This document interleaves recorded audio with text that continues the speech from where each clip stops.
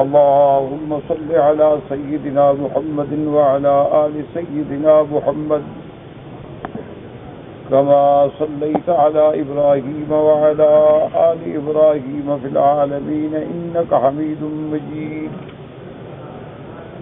قال الله تبارك وتعالى في كلامه المجيد: أعوذ بالله من الشيطان الرجيم. بسم الله الرحمن الرحيم. ألم تر إلى الذين بدلوا نعمة الله كفرا وأحلوا قومهم دار البوار جهنم يصلونها وبئس القرار وجعلوا لله أندادا ليضلوا عن سبيله قل تمتعوا فإن مصيركم إلى النار.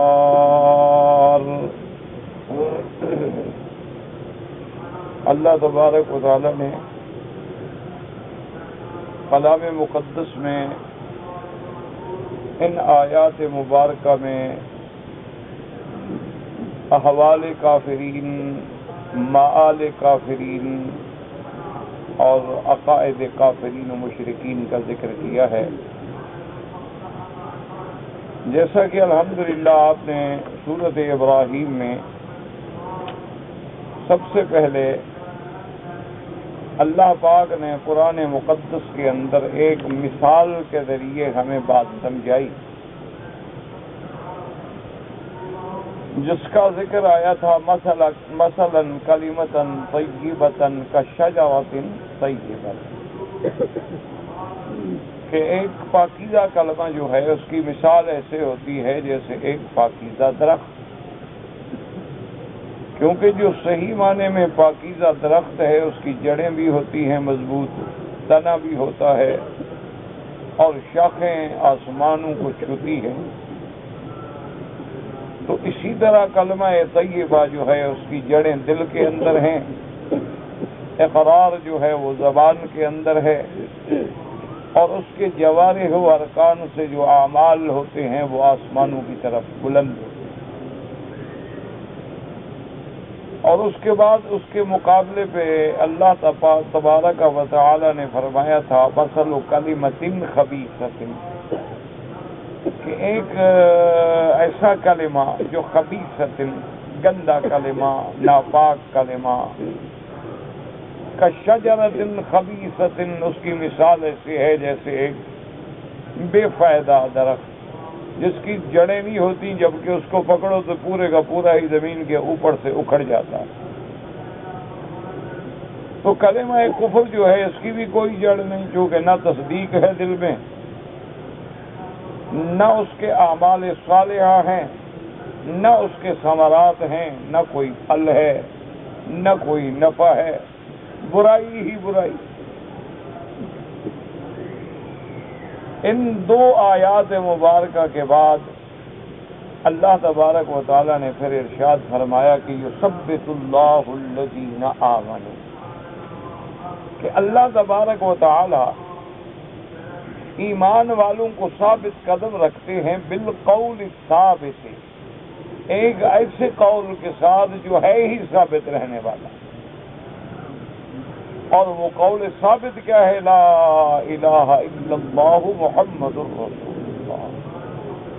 اللہ نے فرمایا کہ اللہ مومنین کو اس کلمہ توحید سے، کلمہ توحید کے برکات و ثمرات سے حیات دنیا میں بھی ثابت رکھتے ہیں اور آخرت میں.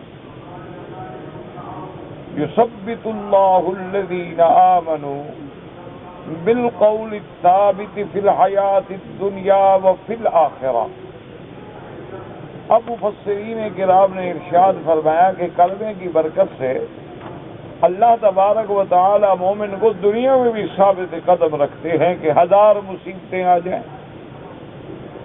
ہزار امتحانوں سے گزر جائے، جیسا کہ آپ نے صحابہ رضوان اللہ علیہم اجمعین کی تاریخ میں پڑھا ہے کہ مشرکین قریش جو تھے وہ ظلم کر کے تھک گئے، لیکن صحابہ ثابت قدم رہے۔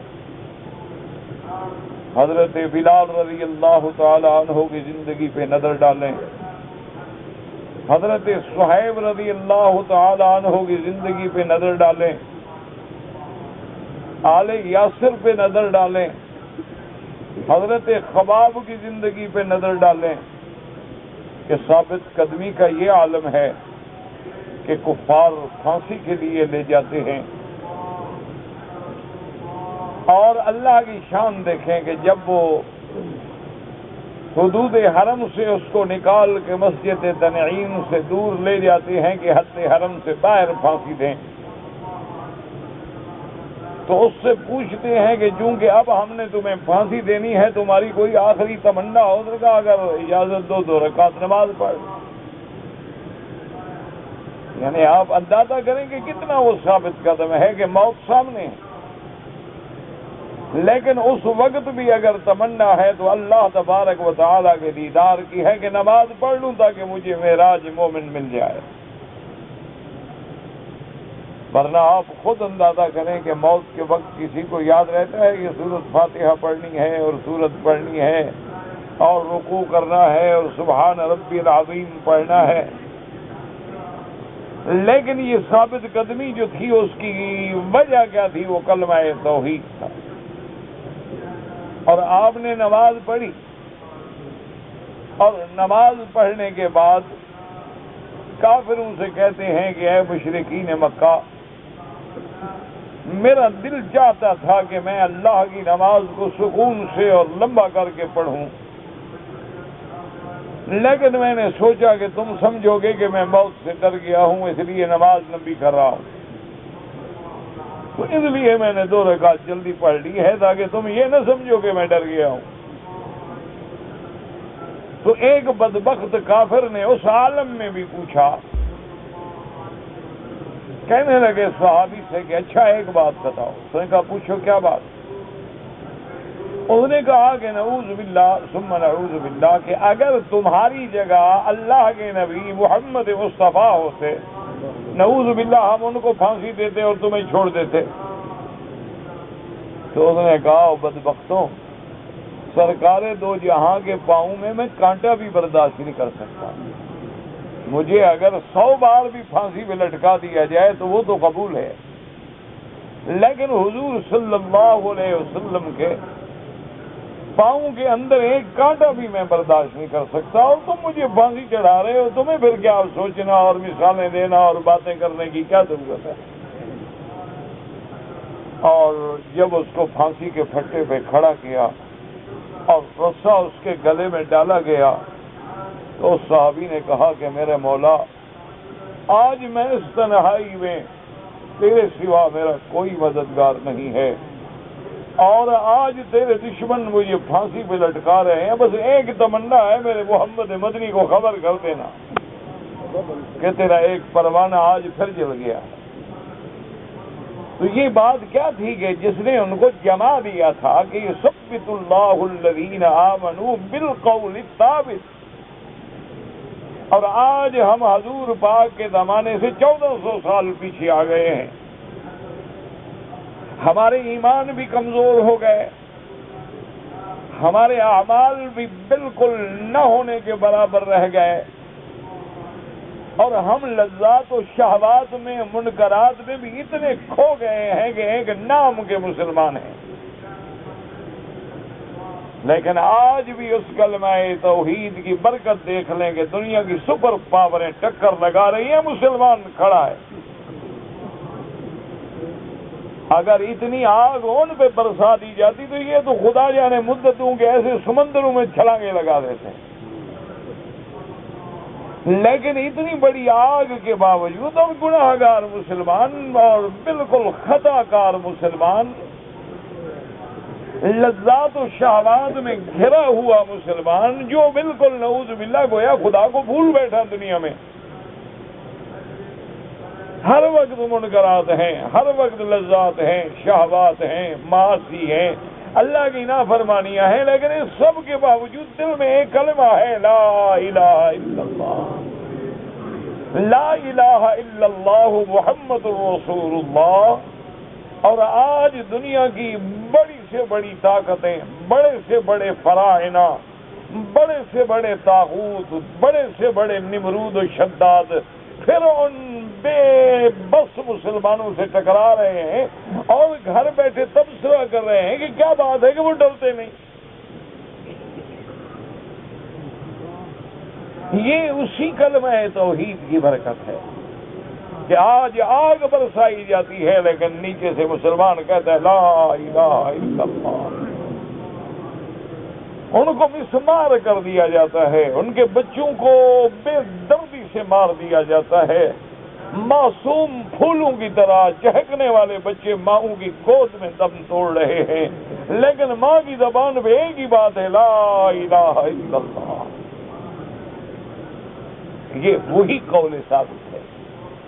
اس لیے اللہ نے فرمایا کہ ثبت اللہ الذین آمنوا بالقول الثابت فی الحیات الدنیا، کہ اس کلمہ مبارک کی برکت سے اسی لیے قرآن مجید فرماتا ہے کہ جب جنگ احد کے بعد، اتنی بڑی ہزیمت کے بعد، اتنی بڑی شکست کے بعد، صحابہ کرام کے اجلاء اصحاب رسول کی شہادت کے بعد، سید الشہداء کی شہادت کے بعد، سرکار دو جہاں کے دندان مبارک کی شہادت کے بعد، آپ اندازہ کریں کہ اس وقت کیا عالم ہوگا۔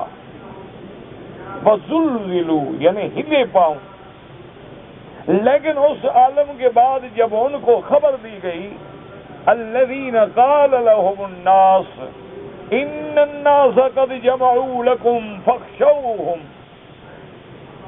ان کو خبر دی گئی کہ کافر جو ہیں تمہارے مقابلے پہ جمع ہو رہے ہیں، تم اپنا کوئی بندوبست کرو، ان سے بچنے کی کوشش کرو۔ تو مسلمانوں کی زبان پہ کیا تھا؟ قالوا حسبنا اللہ ونعم الوکیل، انہوں نے کہا ہمیں ہمارا اللہ کافی۔ میں یہ عرض کر رہا تھا کہ صحابہ تو خیر نجوم ہدایت کے ستارے تھے، صحابہ کی بات کیا ہے، وہ تو شمع نبوت کے پروانے تھے، صحابہ کی بات کیا ہے، وہ تو محبت محمد عربی صلی اللہ علیہ وسلم میں دیوانے تھے، صحابہ کی بات کیا ہے کہ جن کو اللہ نے اختارہم لصحبت نبیہ محمد صلی اللہ علیہ وسلم، کہ جن کو اللہ نے حضور کی صحابیت کے لیے، صحبت کے لیے اللہ نے چن لیا۔ اس لیے حضور فرماتے ہیں ان اللہ اصطفانی، اللہ نے مجھے چن لیا ہے، ثم اصطفیٰ لی اصحابی، پھر اللہ نے میرے صحابہ کو بھی میرے لیے چن لیا۔ فرمایا وجعل منہم اصحاری وانصاری، پھر اللہ نے میرے صحابہ میں کسی کو میرا رشتہ دار بنا دیا، کسی کو میرا مددگار بنا دیا۔ یہ وہ کیا بات۔ اسی طرح آج میدان بدر پہ نظر ڈالیں کہ سرکار مدینہ رحمت دو عالم صلی اللہ علیہ وسلم اسباب کی حد تک کتنے کمزور ہیں کہ 313 آدمی ساتھ ہیں، نہ گھوڑے ہیں، نہ اونٹ ہیں، نہ سلاح ہے، نہ تلواریں ہیں، نہ زرہیں ہیں، اور خدا کی شان ہے کہ نہ پانی ہے، نہ قوت ہے، نہ طاقت ہے، اور مقابلے پہ 1000 اس دور کا چنا ہوا جنگجو انسانوں کا قافلہ ہے جو ابو جہل نوجوان چن چن کے لایا ہے حضور کے مقابلے کے لیے۔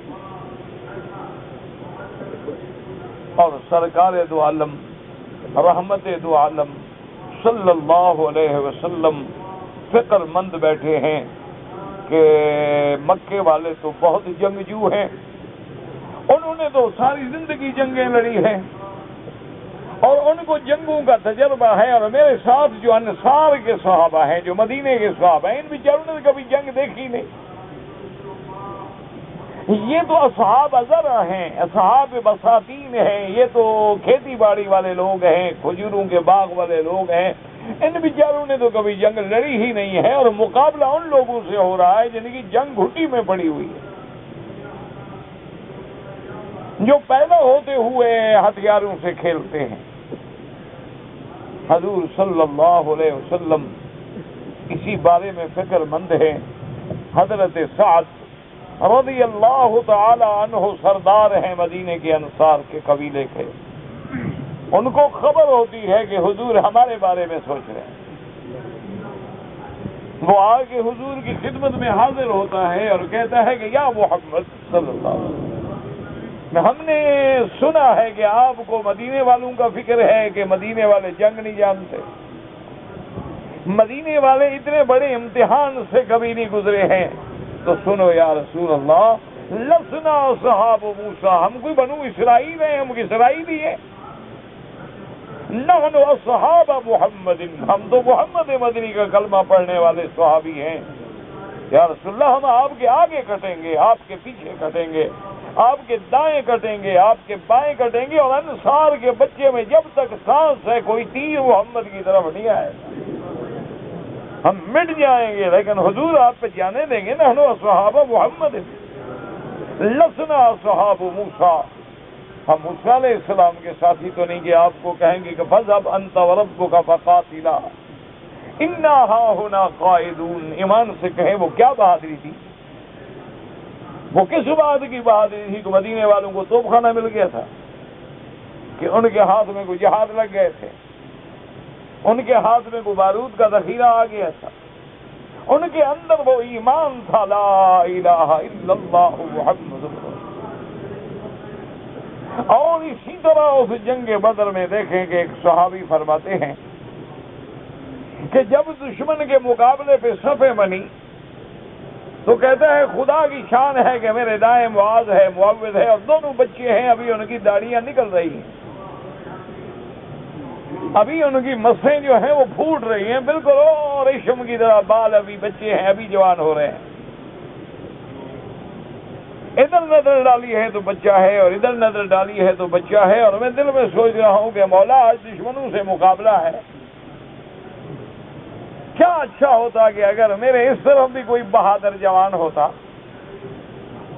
اور میرے اس طرف بھی کوئی بہادر جوان ہوتا تو ان کا سہارا ہوتا ہے نا بندے کو. بہادر کے ساتھ بندہ بھی بہادر بن جاتا ہے. اور یہ تو بچے ہیں، الٹا ان کی مجھے حفاظت کرنی پڑے گی. اب میں دشمن سے لڑوں گا کہ ان کو دشمن کے تینوں سے بچاؤں گا. وہ فرماتے ہیں کہ میں سوچ رہا ہوں، اور ایک نے ادھر سے کوہنی ماری اور دوسرے نے ادھر سے کوہنی ماری اور کہا گیا امی چاچا ایک بات تو بتاؤ. میں نے کہا کیا بات ہے بھائی، دونوں مارے ہو، کیا بات کیا ہے؟ انہوں نے کہا آئی نا ابھی جہل، وہ ابھی جہل قدر ہے. اچھا میں حیران ہو گیا، تمہیں کیا بھائی ابو جہل سے؟ یہ سارے ابو جہل ہیں جو حضور سے لڑنے آئے ہیں، یہ کوئی کم ہے؟ انہوں نے کہا نہیں اس بات کو چھوڑو چچا، مہربانی کر دو، ہمیں بتاؤ، ہم نے سنا ہے وہ ہمارے محمد مدنی کا سب سے بڑا دشمن. فَأَيْنَ أَبِي جَهْلٍ، وہ ابھی جہل ہے کدھر بدبخت؟ تو کہتے ہیں کہ میں نے اشارہ کیا کہ وہ لمبا تڑنگا ایک کافر خبیث جو کھڑا ہے نا، وہ بڑا لمبا قد تھا ابھی جہل کا، اور بڑا شیر جوان تھا بدبخت. تو کہتا ہے کہ میں نے ان کو اشارے سے سمجھا کہ وہ دیکھو جو صفیں ٹھیک کر رہے ہیں نا، وہ صفوں کے اندر سامنے آگے پیچھے آگے صفیں بنا رہا ہے، وہ لمبے قد والا، وہ جو بڑا گرانڈیل جوان کھڑا ہے، وہ ابو جہل ہے. تو صحابی کہتے ہیں ابھی میری انگلی واپس نہیں آئی کہ دونوں بات جھپتے، اور میں نے اتنا دیکھا کہ دونوں کی تلواریں ابو جہل کی گردن پہ پڑ چکی. یہ کیا جرأت، یہ کیا طاقت! یہ وہی طاقت ہے جو ساری دنیا کے کافروں کو ڈرا رہی ہے کہ کمیونسٹ نظام مر چکا ہے لیکن اسلام نہیں مرے گا. ان کو پتا ہے کہ ان کے سینوں میں ہے لا الہ الا اللہ محمد الرسول اللہ. دیکھو نا آدمی ڈرتا تو تب ہے نا. سیدنا علی رضی اللہ تعالی عنہ ثالث الخلفاء داماد نبی محمد مصطفیٰ رضی اللہ تعالی عنہ کو ساتھیوں نے اور اصحاب نے آگے کہا کہ یا علی ایک مہربانی کرو، تم جب دشمنوں سے مقابلہ ہوتا ہے تو بالکل معلوم ہوتا ہے ہوش کھو دیتے ہو اور جا کے دشمنوں کی صفوں کے اندر گھس جاتے ہو، یہ کیا طریقہ ہے مقابلہ کرنے کا؟ بھئی ایک آدمی 2 سے لڑے، 3 سے لڑے، 4 سے لڑے، یہ تو نہیں کہ 200 سے لڑے۔ تو آپ ذرا مہربانی کر کے احتیاط کیا کریں، لڑے ضرور، بہادری دکھائیں، لیکن احتیاط بھی تو ضروری ہے۔ حضرت علی رضی اللہ تعالی عنہ نے فرمایا کیا بات کر رہے ہو، احتیاط تو موت سے کی جاتی ہے اور موت علی سے ڈرتی ہے۔ صحابہ کو بات سمجھ نہ آئی، انہوں نے کہا کہ حضرت موت کیسے کسی سے ڈرتی ہے؟ موت کا جو وقت ہے، انہوں نے کہا وقت سے پہلے موت آ سکتی ہے۔ انہوں نے کہا نہیں، انہوں نے کہا جب وقت سے پہلے آ نہیں سکتی میں جہاں بھی جاؤں وہ بھاگے گی نا، وقت جو نہیں آیا ابھی میرا، وقت آئے گا تو موت آئے گی، تو پھر مجھے ڈر کس بات کا؟ تو اس لیے مومن جو ہے اس کا ایمان جو ہے وہی اس کی ثابت قدمی کا ذریعہ ہے۔ اور دعا کریں کہ اللہ آج بھی اس معرکہ کفر و اسلام میں اسلام کی مدد کر دو، دلوں سے دعا کیا کریں آج اس رات، اور اپنی دعائیں چھوڑ دیں ساری، صرف رات ہے، دن ہے، سفر میں ہو، حضر میں ہو، دکان میں ہو، گھر میں ہو، تہجد میں ہو، طواف میں ہو، بس ایک ہی دعا کرو کہ اللہ مسلمانوں کی مدد فرما اور اللہ ان کافروں پر ہلاکت اور عذاب کا فیصلہ فرما۔ میرا اللہ تو ایک ہوا بھیج کے قوم عاد کو تباہ کرنے پہ قادر ہے۔ میرا اللہ تو جبریل کو حکم دے تو ایک صیحہ، ایک چیخ سے سارے کافر مر جائیں۔ وما ذالک علی اللہ بعزیز، ہم واقعی گناہگار ہیں لیکن تیرا کلمہ تو پڑھتے ہیں۔ جب کافر مارتا ہے وہ یہ تو نہیں پوچھتا کہ یہ مولوی ہے یا نمازی ہے یا غیر نمازی ہے، وہ تو یہ جانتا ہے مسلمان ہے، بس کلمہ پڑھتا ہے لا الہ الا اللہ محمد۔ اور اسی لیے قرآن فرماتا ہے کہ جیسے ہم مومن کو دنیا میں ثابت قدم رکھتے ہیں کہ لاکھ بلائیں آ جاتی ہیں، اولاد مر گئی، بیٹے مر گئے، بھائی مر گئے، باپ مر گئے، دولت ہار گیا، خسارہ ہو گیا، کاروبار تباہ ہو گیا، او شاہی سے گدائی میں آ گیا، لیکن وہ کہتا ہے بھائی اللہ کی مرضی ہے، لا الہ الا اللہ محمد۔ اسی طرح فرمایا کہ آخرت میں فی الحیات الدنیا و فی الآخرہ، اور آخرت سے مراد یاد رکھو یہاں تمام مفسرین کا اتفاق ہے کہ قبر ہے، یعنی اللہ تبارک و تعالی مومن کو صرف دنیا کی زندگانی میں نہیں بلکہ قبر میں بھی ثابت قدم رکھتے ہیں۔ اور قبر میں ثابت قدم رہنے کا کیا مطلب ہے کہ جب اس قبر کی دہشت ہوگی، ویرانی ہوگی، تنہائی ہوگی اور من مٹی کا اوپر سے بوجھ ہوگا اور اندر منکر و نکیر جیسے خوفناک فرشتے ہوں گے، اور وہ آگے سوال کریں گے کہ من ربکا، تمہارا رب کون ہے؟ کہے گا ربی اللہ۔ وہ پوچھیں گے من نبیوں کا، کہے گا محمد الرسول اللہ۔ وہ پوچھیں گے ما دینوں کا، تو کہے گا دینی الاسلام۔ فرشتے کہیں گے صدقتا، تم نے سچ کہا اور ہم جانتے تھے کہ تم یہی کہو گے۔ تو اللہ تبارک و تعالی ہی اس کو وہاں ثابت قدم رکھتے ہیں، یعنی دنیا کے مصائب میں، ابتلاءات میں، ہر حال میں، دکھ میں، سکھ میں، اور قبر کے سوال و جواب میں بھی ثابت قدم رکھتے ہیں۔ اور اس کے بعد پھر اللہ تبارک و تعالی اس کے لیے حکم دیتے ہیں ملائکہ کو کہ میرے بندے کو آرام سے لٹا دو اور جنت کی طرف کھڑکی کھول دو، ابھی نظارے جنت کے کرتا رہے۔ لیکن جو کافر ہوتے ہیں یذل اللہ الظالمین، وہ تو گمراہ تھے اور ان کو بہلا دیا جاتا ہے، بہکا دیا جاتا ہے۔ جب وہ پوچھیں گے من ربوں کا، تمہارا رب کون ہے، اب کس کا نام لے؟ کیونکہ دنیا میں تو انہوں نے سینکڑوں خدا بنا رکھے تھے، حاجت روا بنا رکھے تھے، مشکل کشا بنا رکھے تھے، اس لیے وہ کافر کہے گا ہاں ہاں لا ادری، میں نہیں جانتا میرا رب کون۔ وہ پوچھیں گے ما دینو کا، بدبخت تیرا دین کیا تھا؟ وہ کہے گا ہاں ہاں لا ادری، میں نہیں جانتا۔ وہ پوچھیں گے ما تقول فی حق هذا الرجل الذی بعث فیکم، اس انسان کے بارے میں تمہارا کیا عقیدہ ہے جس کو تمہاری طرف، تو اس امت کی طرف نبی بنا کے بھیجا گیا؟ وہ کہے گا ہاں ہاں لا ادری، اقول کما یقول الناس، میں تو اسی طرح کہتا رہا جیسے لوگ کہتے تھے۔ تو فرشتے کہیں گے لا دریت ولا تلیت۔ تو اب مومن کے ثابت قدم ہونے کی وجہ کیا ہے؟ دنیا میں بھی اور قبر میں بھی کلمہ توحید۔ اسی لیے افریقہ کے ایک ملک میں ایک کافر تھا، فرنگی تھا، مسیحی تھا، نصرانی تھا، اس کا بھی انجیروں کا ایک بہت بڑا باغ تھا، اور ساتھ ہی بالکل ایک مسلمان کا بھی باغ تھا، اور بہت بڑا میلوں میں باغ تھا، اور اس کی آمدنی جو ہے وہ لاکھوں میں تھی۔ اللہ کی شان ہے کہ جب بالکل فصل تیار ہو گئی، ایک آندھی چلی اور سارے کا سارا فصل بھی گیا، اور انجیر کا تو درخت بھی کمزور ہوتا ہے، درخت بھی ٹوٹ گئے۔ تو وہ انگریز جب آیا اپنے باغ میں اور دیکھا کہ اب باغ تو ہے ہی نہیں، وہ تو گویا ایک ویرانہ ہے، خرابات ہے، سب درخت ٹوٹ گئے، فصل برباد ہو گئی، وہ اس نے کھڑے کھڑے وہیں اس کو ہارٹ اٹیک ہوا، مر گیا غم سے۔ اور مسلمان جب وہاں آیا اور اس نے دیکھا کہ کچھ نہیں رہا، تو اس نے کہا انا للہ و انا الیہ راجعون، ہنستا ہوا گھر چلا گیا۔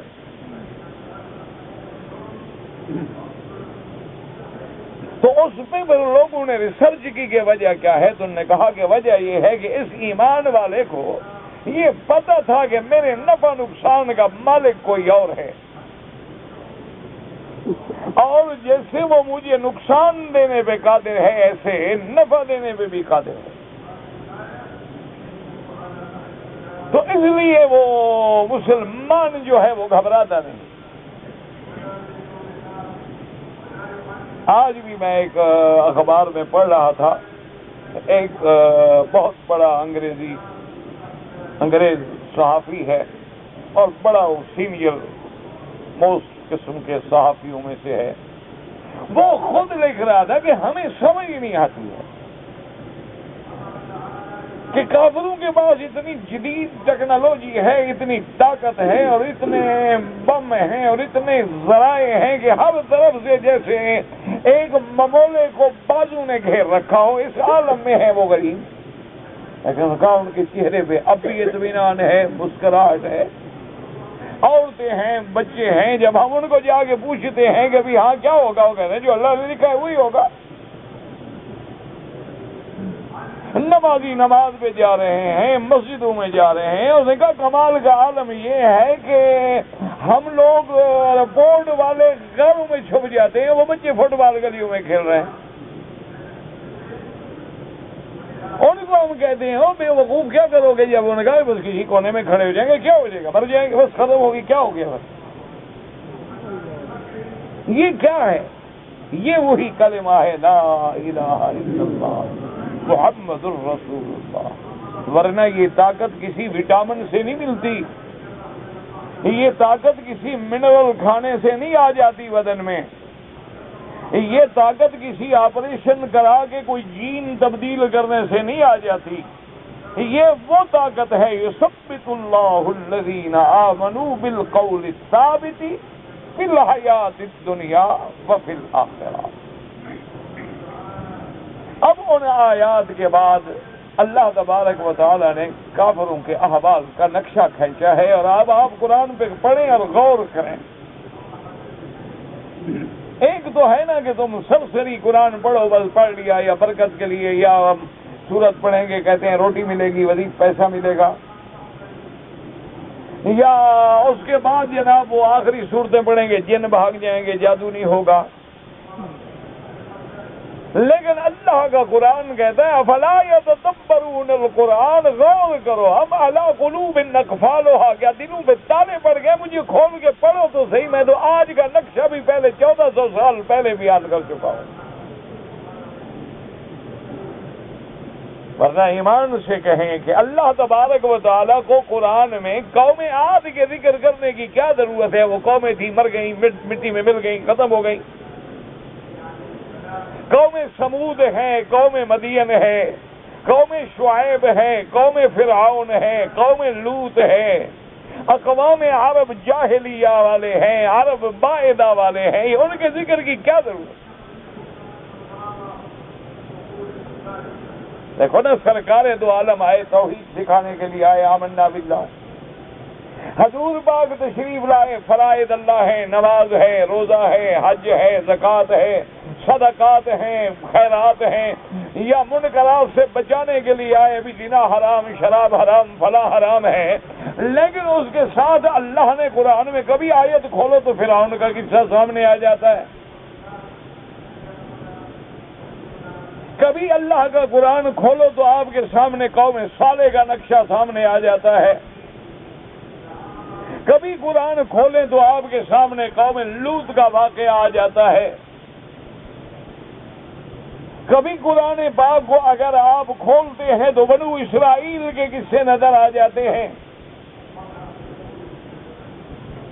کبھی آپ قرآن مجید میں غور کریں تو آپ کو وہ منظر دکھتا کہ کیا ہے؟ اللہ نے قرآن میں ان کو کیوں ذکر کیا ہے کہ تم آنکھیں کھولو اور دیکھو، تدبر کرو، غور کرو، اور پھر محسوس کرو کہ ان قوموں پہ عذاب کیوں آئے،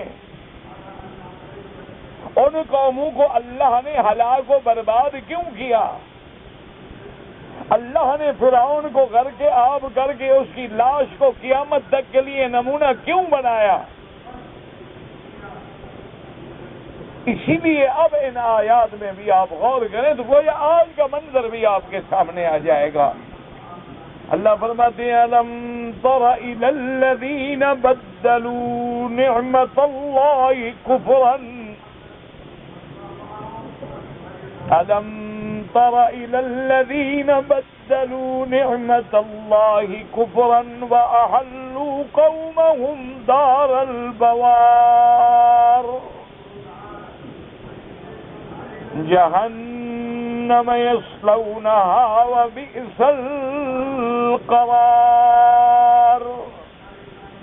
اللہ فرماتے ہیں میرا مدنی الم ترا، یاد رکھو کبھی تو معنی رویت میں ہوتا ہے کہ آپ نے نہیں دیکھا، اور کبھی یہ معنی رویت علمی ہوتی ہے کہ کیا آپ کو یہ علم نہیں پہنچا ان لوگوں کا الذین بدلوا نعمت اللہ کفرا، کہ جنہوں نے اللہ کی نعمت کو بدل ڈالا ناشکری میں، وَأَحَلُّوا قَوْمَهُمْ دَارَ الْبَوَارِ، اور اپنی قوموں کو ہلاکت کی حویلی میں، ہلاکت کے مقام میں اتارا۔ وہ ہلاکت کی حویلی جگہ کیا ہے؟ جہنم، جہنم یصلونہا وبئس القرار،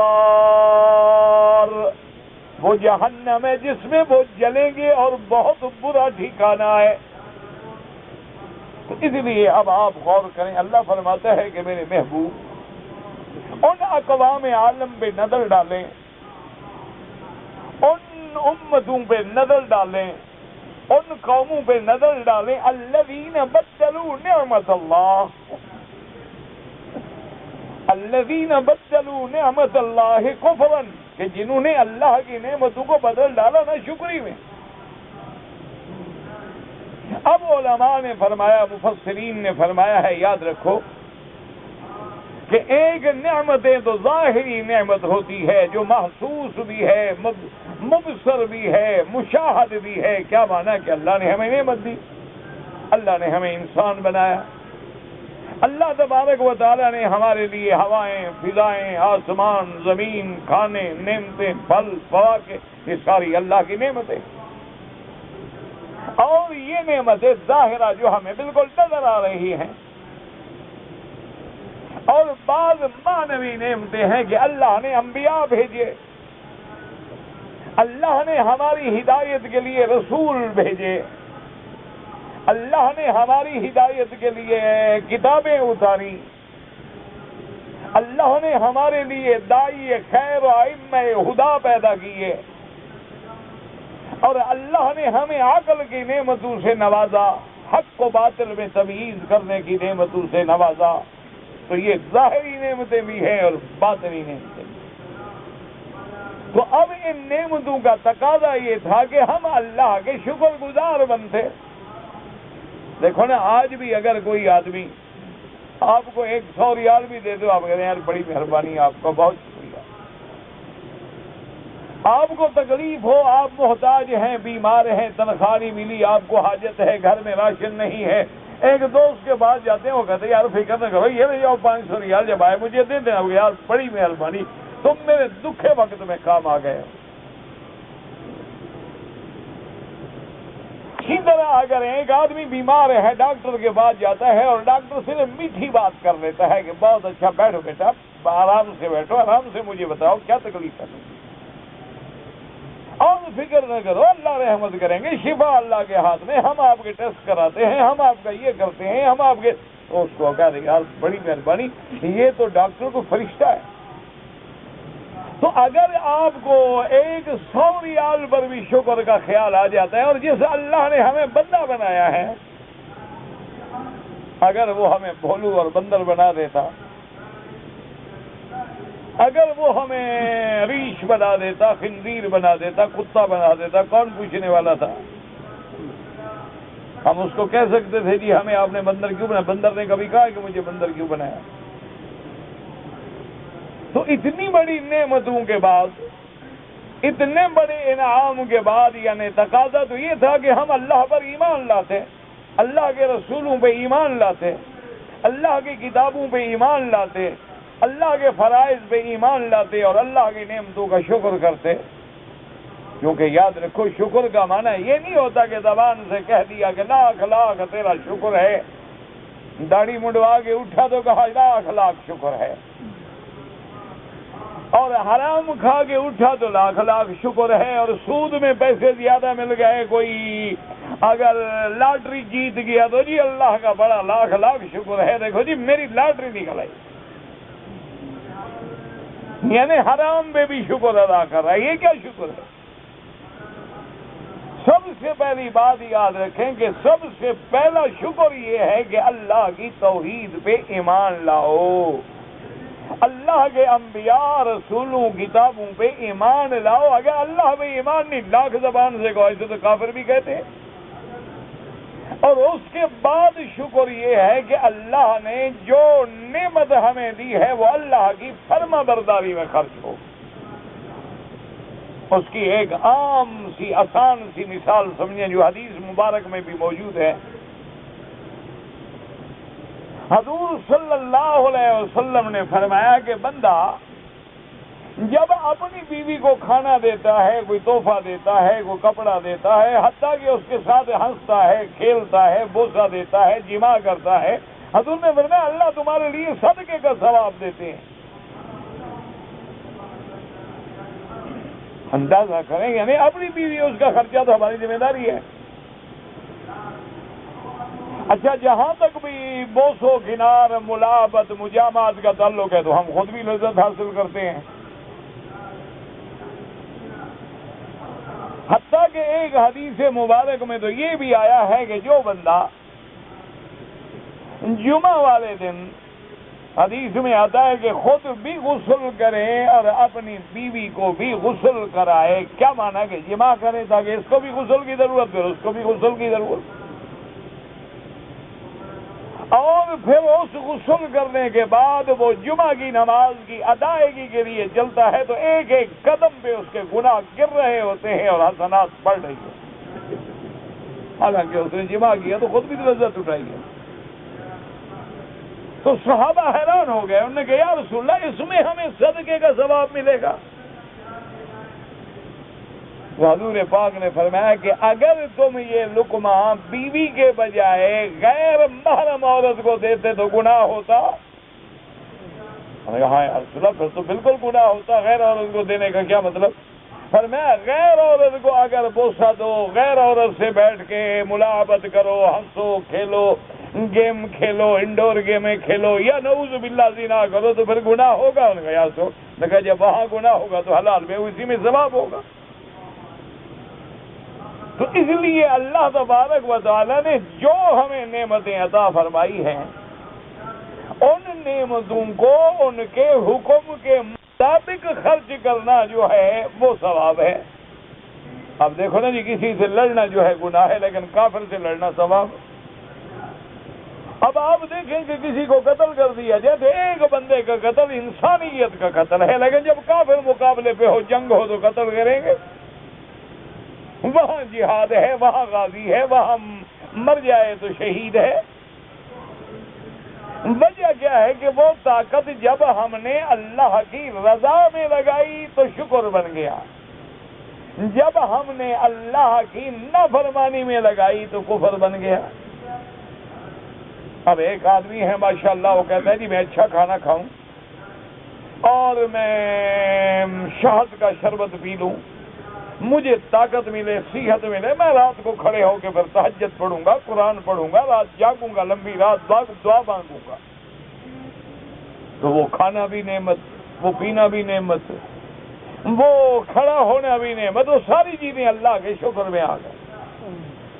اگر آپ وہی چیزیں حرام کے لیے استعمال کر رہے ہیں تو کفر میں آ گئیں۔ اس لیے اللہ فرماتا ہے کہ دیکھو ان قوموں کو، ان کافروں کو کہ جنہوں نے اللہ کی نعمتوں کو شکر کے بجائے کفر میں بدل دیا، کہ اگر ہم نے آج آپ کو طاقت دی تھی، ٹیکنالوجی دی تھی اور عزت دی تھی، وسائل دیے تھے، تم تو ساری دنیا میں امن کا ذریعہ بنتے، تم تو ظلم کی کلائی کو موڑ دیتے، تم تو مظلوموں کے مددگار بنتے، تم تو مظلوموں کا ساتھ دیتے، نہ کہ خود ظالم بن کے دوڑاتے۔ اس لیے اللہ فرماتے ہیں کہ أَلَمْ تَرَ إِلَى الَّذِينَ بَدَّلُوا نِعْمَةَ اللَّهِ كُفْرًا وَأَحَلُّوا قَوْمَهُمْ دَارَ الْبَوَارِ۔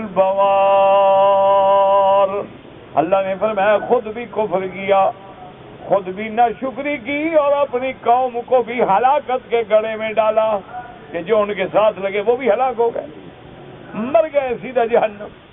جہنم یصلونہا، یہ جہنم میں جلیں گے، وبئس القرار، اور کیا ہی وہ برا ٹھکانہ ہے جہنم، نعوذ باللہ۔ اللہ ہر مسلمان کو بچائے، اللہ تبارک و تعالی ہر مسلمان کو عذاب قبر، عذاب حشر، عذاب جہنم سے نجات دے، اور اپنی رحمتوں سے جنت الفردوس نصیب کرے۔ اور میرا اللہ جو تیرے نام لواج تیرے نام پہ قربان ہو رہے ہیں، جن کے بدن کے بوٹی بوٹی ریزہ ریزہ ہو کے جل رہی ہے یا اڑ رہی ہے، میرا مولا ان کی قبروں پہ بھی کروڑ رحمتیں نازل فرما، اور مسلمانوں کی بھی حفاظت فرما۔ فرماتے ہیں وَجَعَلُوا لِلَّهِ أَنْدَادًا لِيُضِلُّوا عَنْ سَبِيلِهِ، بجائے شکر کرنے کے، بجائے اقرار توحید کرنے کے، اس لیے اللہ کے لیے اللہ کے برابر شریک بنا ڈالے۔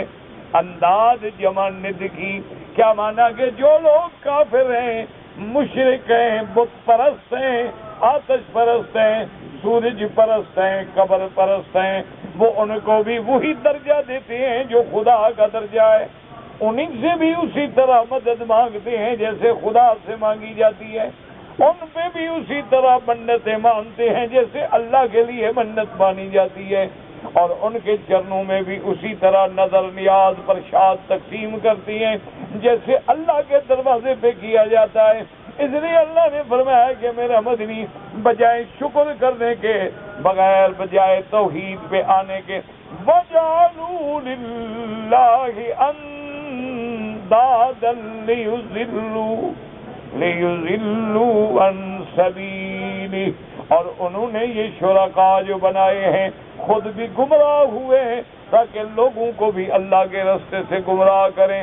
اللہ نے فرمایا کہ میرا محبوب ان کافروں کو آپ بتا دیں قل تمتعوا فإن مصيركم إلى النار۔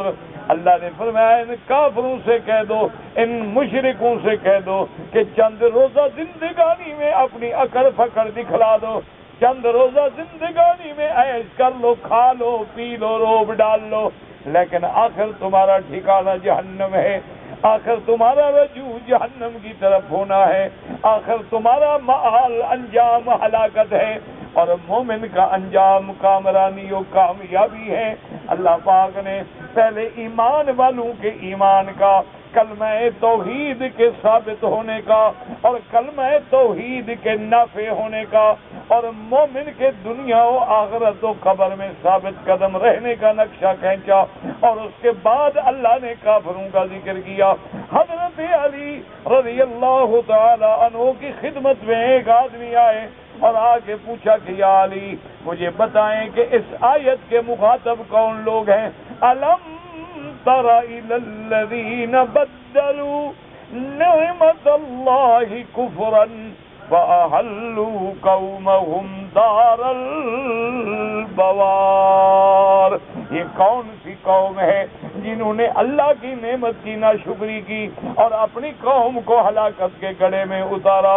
حضرت علی نے فرمایا کہ واللہ مجھے اللہ کی قسم ہے میں اس آیت کے بارے میں زیادہ بہتر جاننے والا ہوں۔ ہم قریش و مکہ تھا، اس آیت کا مصداق مکے کے قریشی ہیں کہ جن کو اللہ نے محمد جیسی نعمت دی تھی صلی اللہ علیہ وسلم۔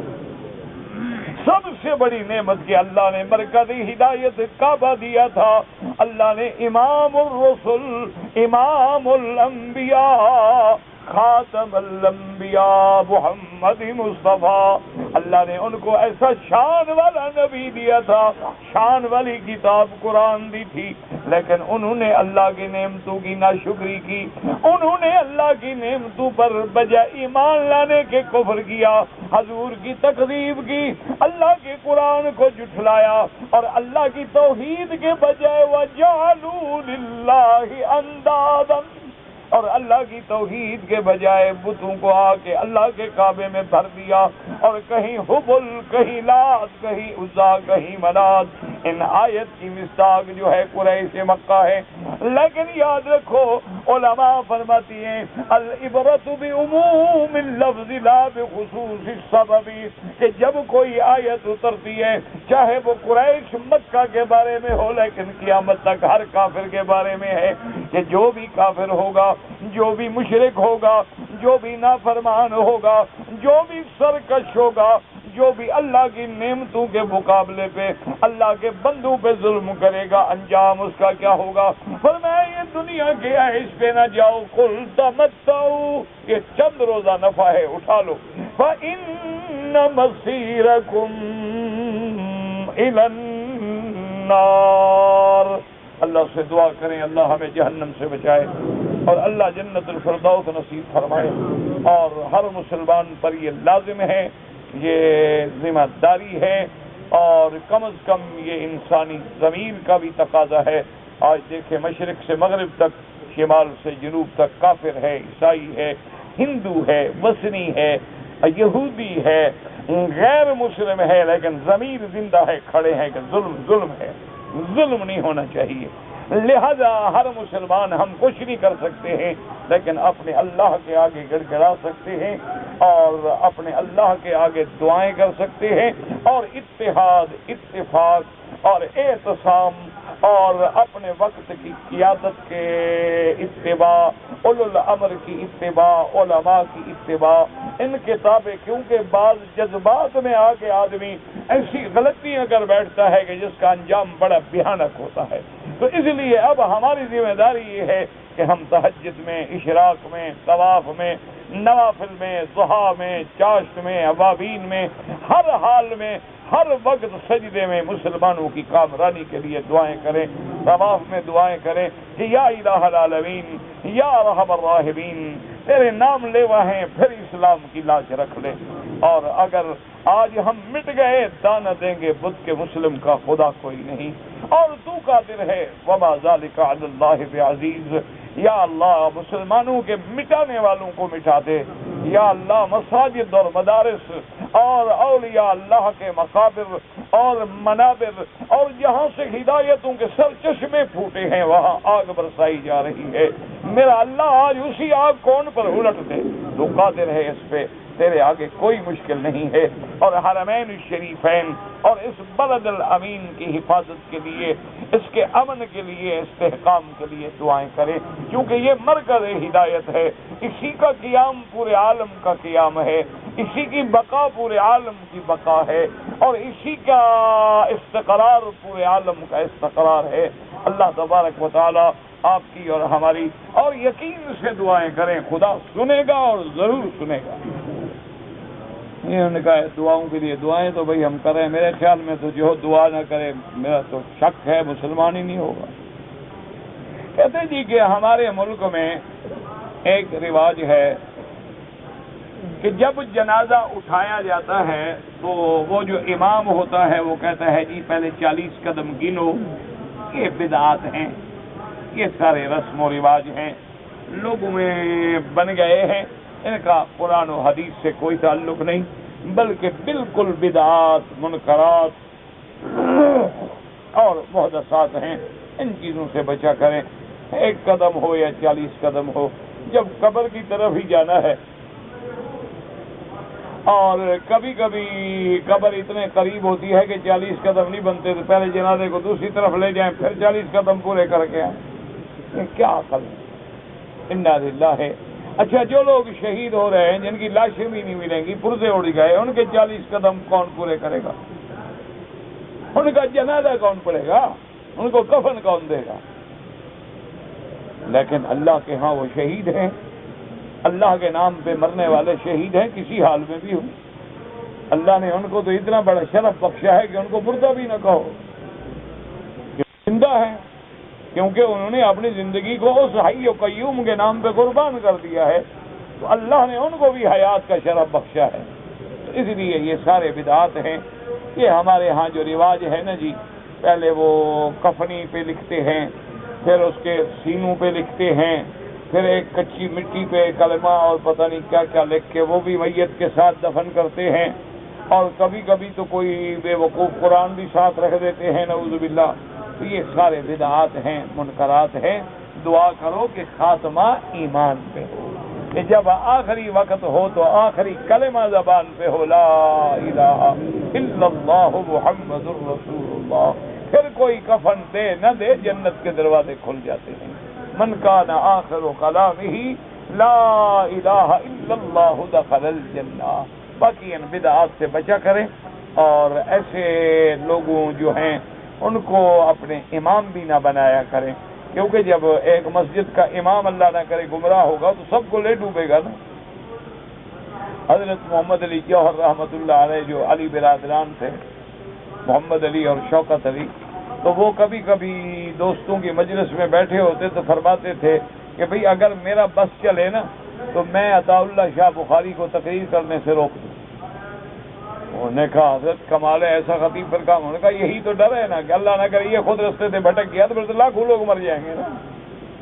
تو یہی تو مصیبت ہوتی ہے نا جی، کہ اگر خدا نہ خواستہ مولوی ہی بدعتی ہو، نماز پڑھانے والا ہی قبر پرست ہو، نماز پڑھانے والا بھی گلے میں کپڑے ڈال کے قواری شریف میں آگے بیٹھا ہوا ہو، تو لوگ کہاں جائیں؟ وہ کہیں گے یہ دین ہے تو مولوی بیٹھا ہے۔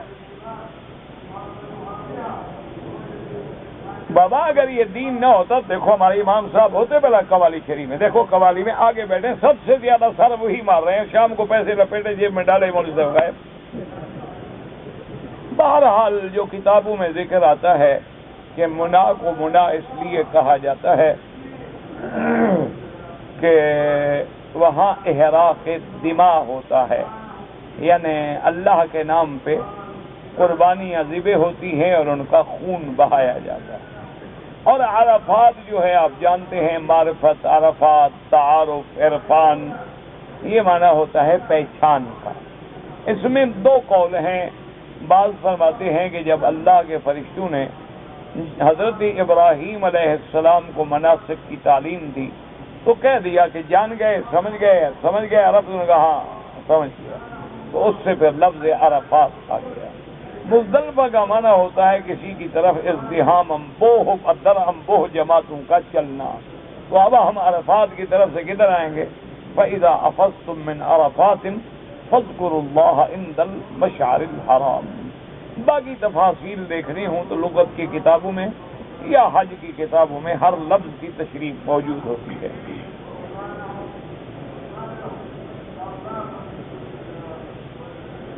کہتے ہیں جی کہ ایک آدمی دمام سے آتے ہوئے چوکی پہ روک لیا گیا اور احرام کھول دیا، پھر میں جدہ چلا گیا، میں حج نہ کر پایا۔ بہرحال بات یہ ہے کہ جب آپ دمام سے چلے تھے اور آپ نے احرام باندھا تھا، وہ احرام صرف عمرے کا باندھا تھا، حج قران کا باندھا تھا، کیا احرام باندھا تھا؟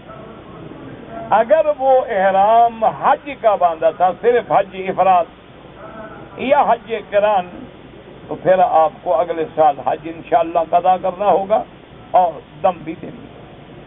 اور اگر آپ کا احرام صرف عمرے کا تھا کہ ابھی تو عمرہ کروں گا، آگے جا کے پھر حج کا احرام باندھیں گے، تو گویا ابھی آپ نے حج کا احرام نہیں باندھا تھا، آپ نے عمرے کا احرام باندھا ہوا تھا، لیکن آپ کو روک دیا گیا۔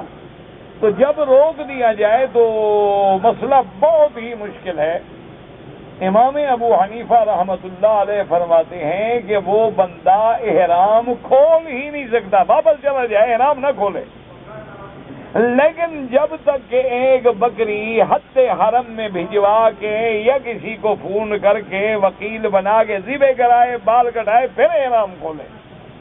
یہ تھوڑا ہے کہ جب چاہو چادریں باندھ لو اور جب چاہو اتار کے پھینک دو، یہ کوئی مذاق نہیں ہوتی، مخول نہیں ہوتا۔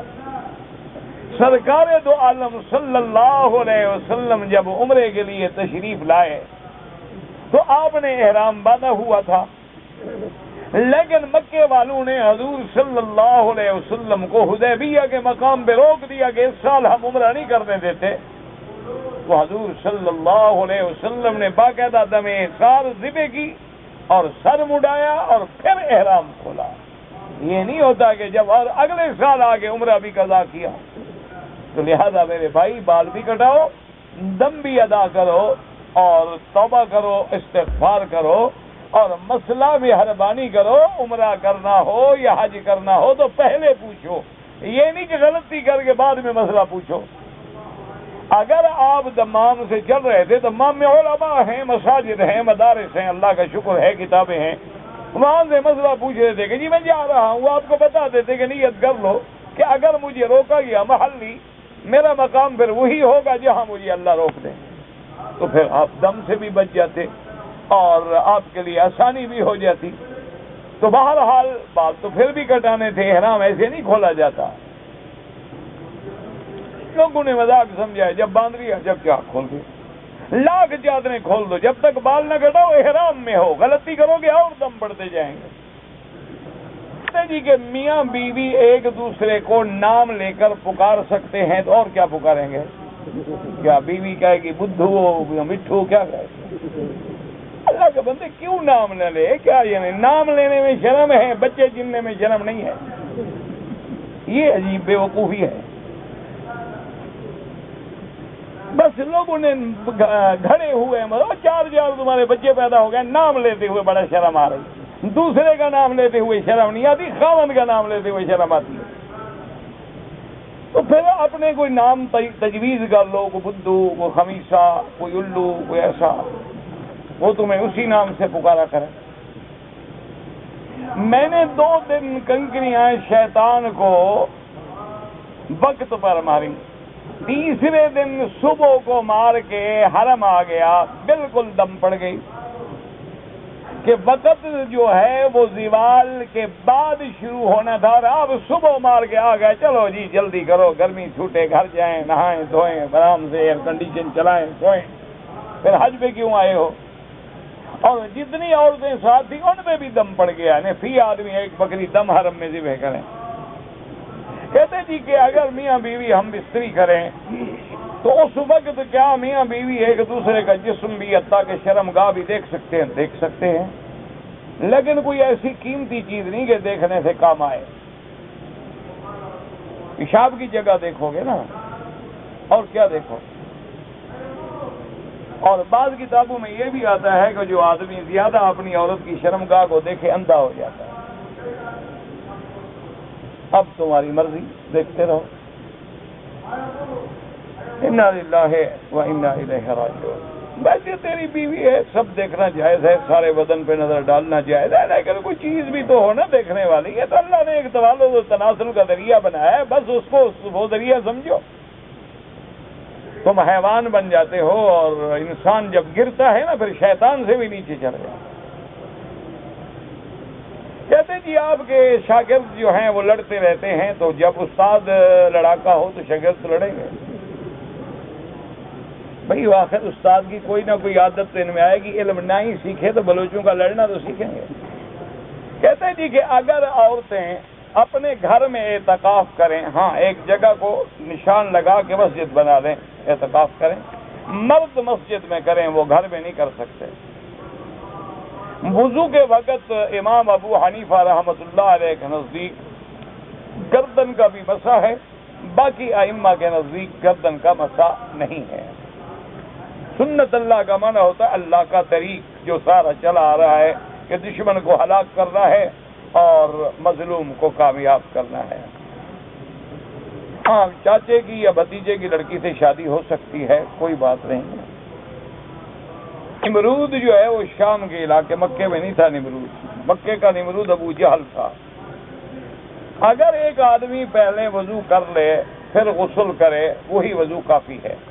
اسی دوران میں ہاتھ اگر اس کے بدن کو شرمگاہ بھی لگ جائے بھی لگ جائے بھی لگ جائے بھی لگ جائے بھی لگ جائے بھی لگ جائے بھی لگ جائے بھی لگ جائے بھی لگ جائے بھی لگ جائے بھی لگ جائے بھی لگ جائے بھی لگ جائے